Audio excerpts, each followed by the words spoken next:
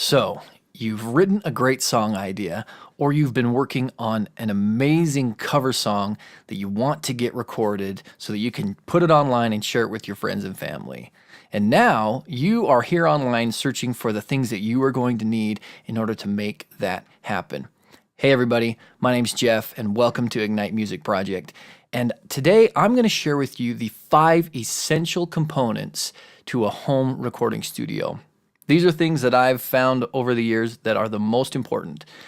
As I'm sure you've found out, there is a lot of information out there about how to record, what things you're going to need, how to get the best sound, and everybody and their dog is telling you what to buy, how much money you need to spend.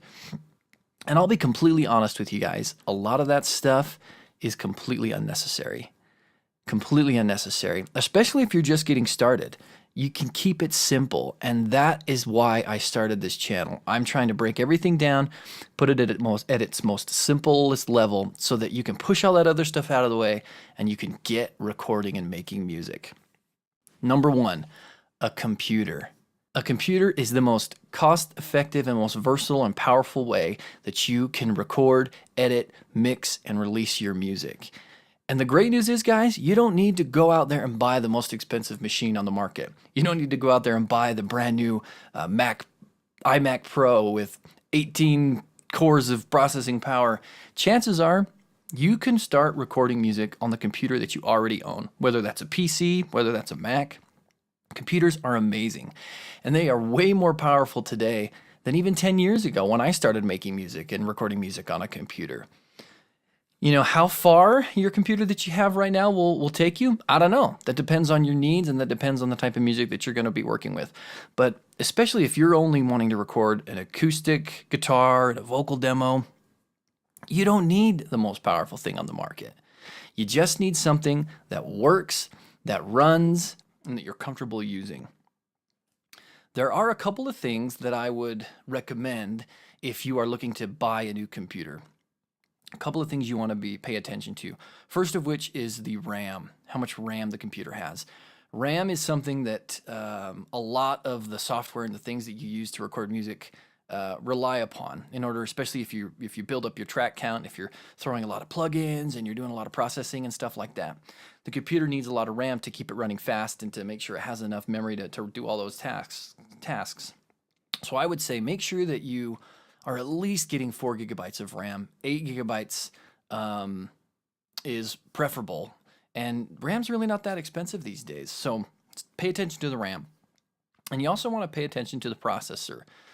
Make sure that it's a multi-core processor. Most of the things on the market today are at least dual-core processors, but this will just make sure that you can really hit the ground running and you're not going to be bottlenecked or you're not going to be stifled by your computer. And I'll tell you this, you might be asking the question, how do I know when I need a new computer? Well, you'll find out. Your work will tell you. Just get started recording, and pretty soon, if you keep growing and if your needs grow, you'll run into a situation where you're like, man, as soon as I put this 20th track on this project, or as soon as I do this many plugins, my computer really starts to slow down and I can't get any work done. Then maybe it's time to look at upgrading. But you know what? You don't need to go buy a new computer. If you've got one, that's the one you need. And that's also going to lead into number 2, software. Software. You're going to need a program known as a DAW, or a digital audio workstation.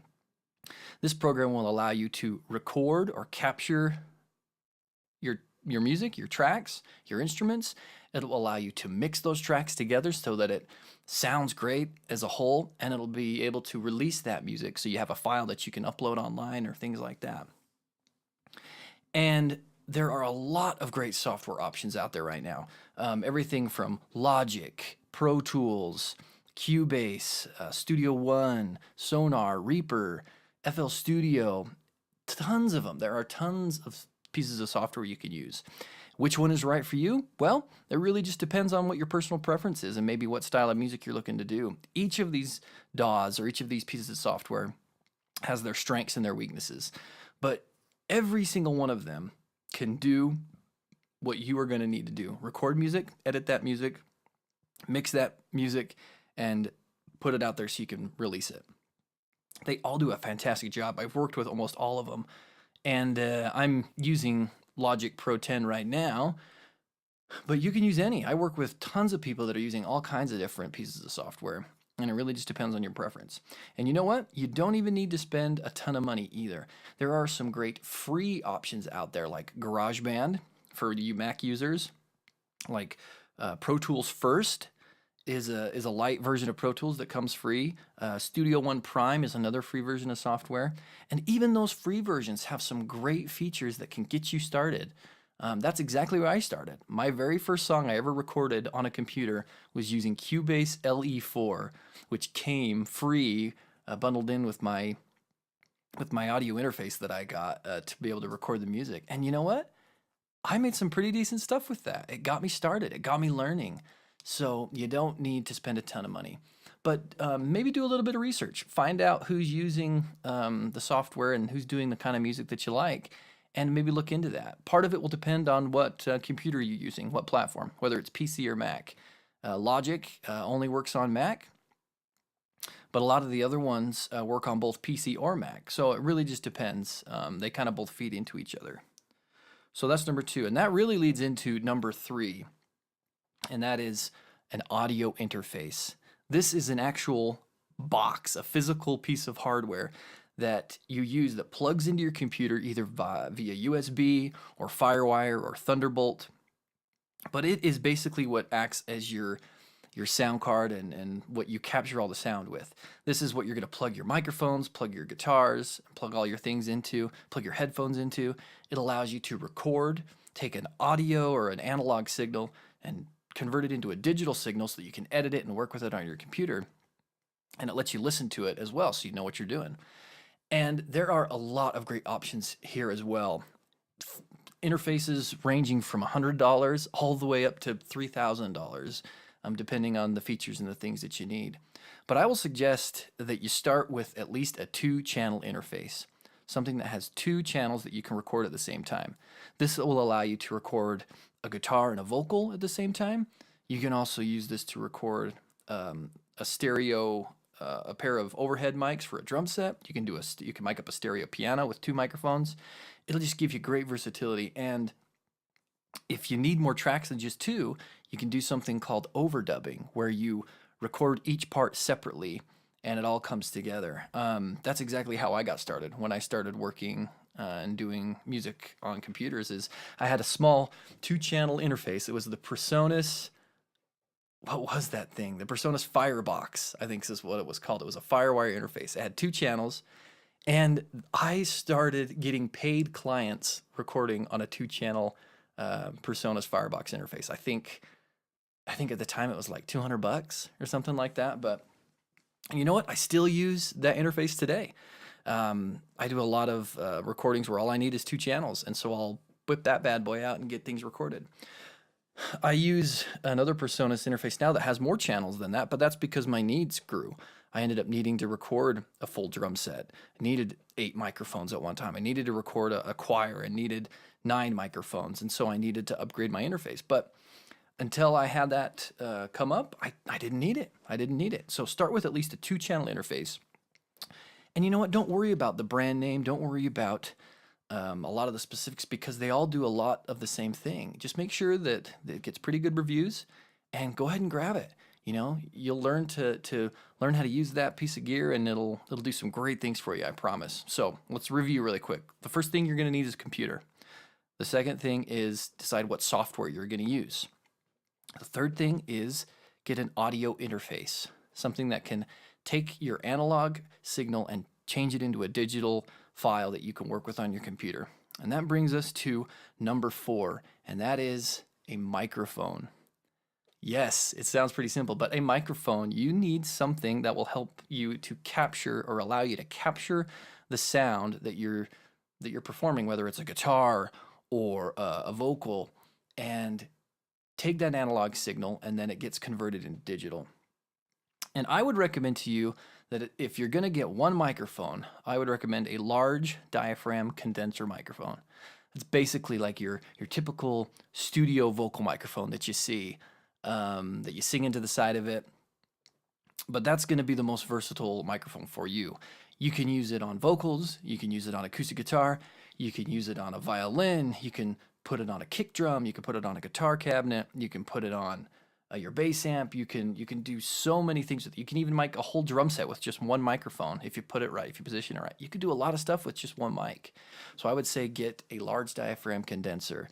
And my general rule of thumb is microphones at least $100 are going to be pretty solid. You don't have to buy a $4,000 Neumann microphone, but you also don't want to buy a $20 microphone off of Amazon. It's probably not going to be very good.